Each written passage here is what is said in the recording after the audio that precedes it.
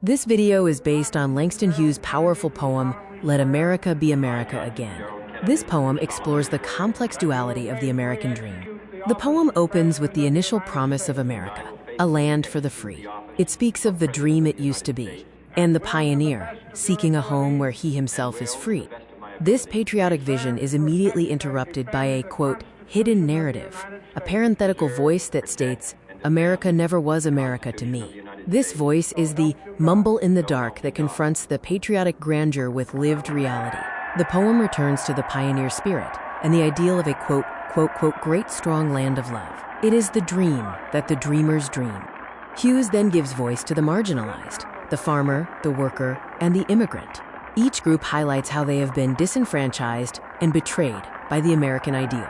The poem contrasts the ideal with the reality of 1935. For the working class, economic liberty became being, quote, sold to the machine, while Native Americans were driven from the land and African Americans bore slavery's scars.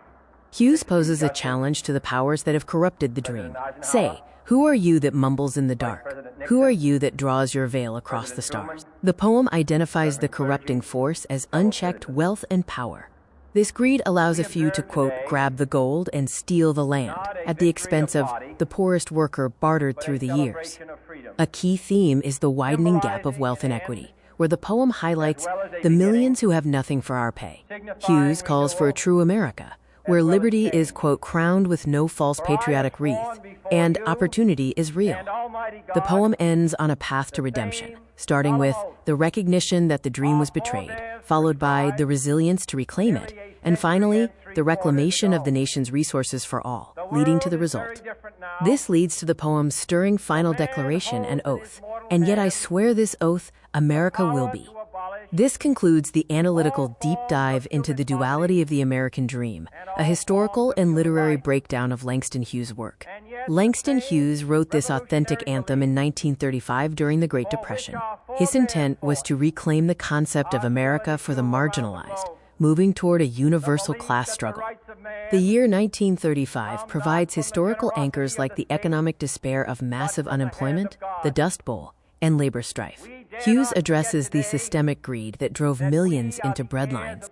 The poem's structure features a duality between the hopeful stanzas, the dreamer, and the parenthetical interruptions, the realist, which reveal the painful truth. Hughes strategically uses the imagery of the pioneer on the plain to connect the excluded speaker to the foundational promise of the American nation's history. The transition from the, quote, open plain to the stifling factory represents the industrialization of the dream. This highlights the dehumanization of the worker, a core theme in his poetry. The phrase crowned with no false patriotic wreath critiques performative patriotism, suggesting that national symbols are empty if they hide underlying inequality.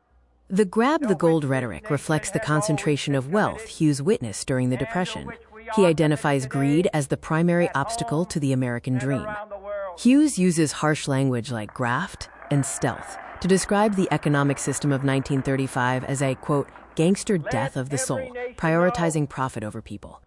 The poem contrasts the, quote, dream it used to be with the reality of 1935, illustrating the two Americas, the prosperous few and the struggling masses.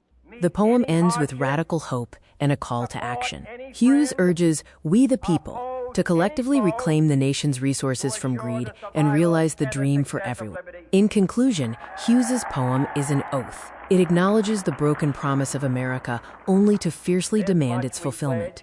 Here are the image sources used in the first part of this video. More image sources are listed here. The image sources for the second half of the video are listed here. Finally, the last set of image sources used in this video.